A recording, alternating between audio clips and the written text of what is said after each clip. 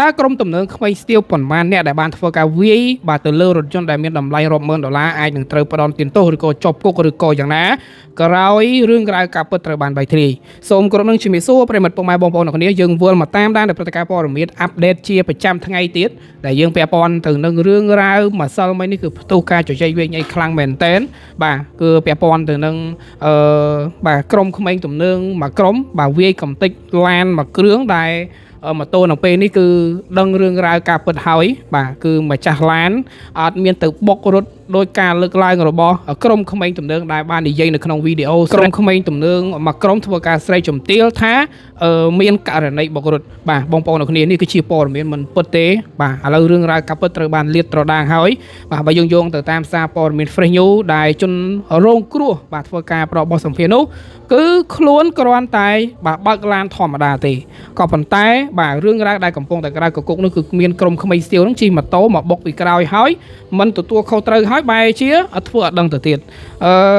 គណៈពេលនោះគឺបាទម្ចាស់ឡានខឹងដែរបងប្អូនបុកឡើងធ្លុះធ្លាយឡានហើយអត់មានអ្នកទទួលខុសត្រូវក៏ទាញម៉ូតូនោះបន្ទោចោលហើយក៏មានការបតាយបតោបគ្នាបន្តិចបាទបកៃគ្នាតាំងសរសៃក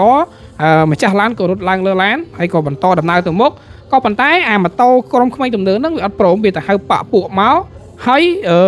សេកថាបុករត់បាទគណៈពេលនោះធ្វើឲ្យប្រជាជនហ្នឹងគឺបើអត់ទ្រាំប្រមាណបងប្អូនអ្នកគ្នាប្រជាជនមិនជាប្រជាពលរដ្ឋដែលមានវ័យខ្ទង់30ឬក៏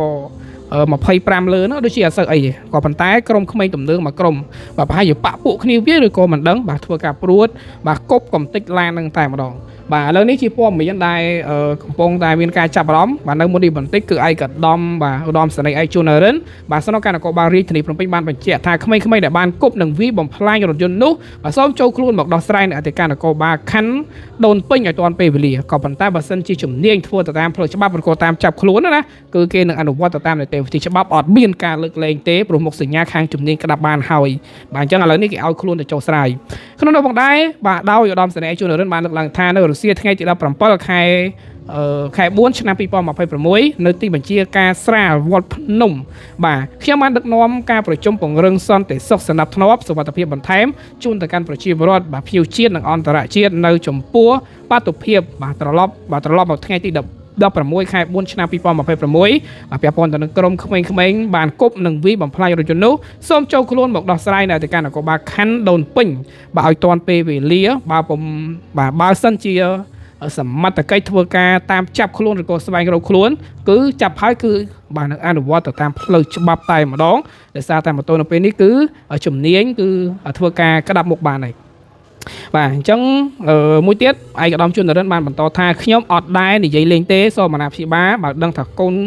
នក្មួយខ្លួនពាក់ព័ន្ធទៅនឹងរឿងរ៉ាវបញ្ហានេះបាទសូមបញ្ជូនខ្លួនមកសារភាពជាបន្ទាន់អូយបងប្អូនអរគ្នាបាទបើយើងនិយាយអំពីបញ្ហានេះទៅគឺកាន់តែក្តៅក៏គុកខ្លាំងមែនតែនបាទដោយសារបង្ករឿងទាំងមិនដឹងហេតុផលបាទបើអាចនឹងធ្វើការខាត់រថយន្តបាទឬក៏វាយបន្តិចបន្តួចទៅបាទនេះបាទគប់បំផ្លាញទ្រព្យសម្បត្តិរថយន្តដែលមានតម្លៃរាប់ម៉ឺនដុល្លារហើយមានគិតថាតើនៅពេលដែលគេចាប់បាននោះបាទអ្នកដែលបំផ្លាញទ្រព្យសម្បត្តិគេនោះថាតើ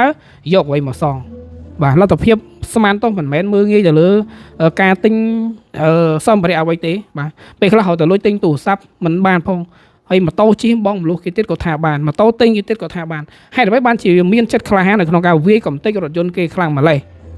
អូយបងប្អូនអរគ្នាពាក់ព័ន្ធទៅនឹងបញ្ហាចឹងយើងមិនគួរនឹងមានការកាត់ឡើងតទៅសោះនៅក្នុងពិធីបុណ្យចូលឆ្នាំខ្មែរប្រពៃណីជាតិគឺជាពិធីបុណ្យដ៏សប្បាយរីករាយហេតុអ្វីបានជាមានជនបង្ករឿងបែបហ្នឹងទៅវិញបងប្អូនអរគ្នាសាកសម័យមើលបាទអត់ធានសម័យទេរឿងរ៉ាវដ៏ហួសចិត្តបែបនេះមិនគួរណាកាត់ឡើងតទៅសោះឥឡូវនេះមានអីបងប្អូនអរគ្នាបាទរត់ទៅណាកាមេរ៉ាឡានគេនឹងគឺមានទាំងអស់ម្ចាស់ឡានគេបញ្ចេញកាមេរ៉ាវីដេអូនឹងទៀតបាទរត់ទៅណាគប់កញ្ចក់ឡានគេវាបំផ្លាញទ្រព្យសម្បត្តិគេគិតថាឡានអត់មានកាមេរ៉ាមែនឥឡូវមានអីកាមេរ៉ាមានហ្នឹងសួរថាតើរត់ទៅណាបាទបងប្អូនគ្នាពាក់ព័ន្ធទៅនឹងបញ្ហានេះគឺអាចនិយាយបានថាមិនដឹងថាសមត្ថកិច្ចនឹងមានចំណាត់ការបែបណាទេឬក៏ចាប់មកអនុវត្តទោសត្មងទៅឲ្យរៀងបាទឬក៏ចាំចូលឆ្នាំហើយបាទព្រោះជារឿងរ៉ាវមិនគួរនឹងកាត់ឡើងហេតុអ្វីកាត់ឡើងបែបហ្នឹងអញ្ចឹងបានថាបងប្អូនមុននឹងធ្វើអ្វីមួយគួរពិចារណាបានច្បាស់លាស់ត្រឹមតែខាត់ទៅបានហើយកុំទៅដល់ថ្នាក់បំផ្លាញទ្រព្យសម្បត្តិចុះបើសិនជាម្ចាស់ឡានគេប្តឹងបាទមិនគុកបាទតែបើសិនជាម្ចាស់ឡានគេធូរធារគេយកយល់អាហ្នឹងអត់អីទេបាទអាចងុយខ្លួនតែបើសិនជាម្ចាស់ឡានគេអត់ព្រមថាតើយើងនេះ បាទបានអីទៅសងពេលខ្លះលទ្ធភាពមានត្រឹមតែលុយដើរលេងប្រាក់ខែ2-300អីហ្នឹងហើយយើងទៅធ្វើអីចេញបាទ$10000ឆ្នាំណាយើងសងរួចបាទមួយខែ2-300យើងត្រូវបាញ់ចំខ្លួនហើយមានលុយណាទៅសន្សំបាទអញ្ចឹងបងប្អូននេះគួរពិចារណាទៅលើបញ្ហានេះគ្មានលុយសងគេមិនក៏វាគុកហ្នឹងហើយគុកប្រហែលឆ្នាំសាកសម័យមើលថាតើយើងចង់មកយើងចង់ជាប់គុកអញ្ចឹងមែនទាំងដែលវ័យកំពុងតែពេញរកលុយបាទអូខេបងប្អូនទាំងនេះសម្រាប់ព័ត៌មានយើងសូមចែករំលែកតែប៉ុណ្្នឹងបើសិនជាមានវីដេអូថ្មីទៀត admin នឹងធ្វើការចែករំលែកប្រាប់ប្រិមិត្តបន្ត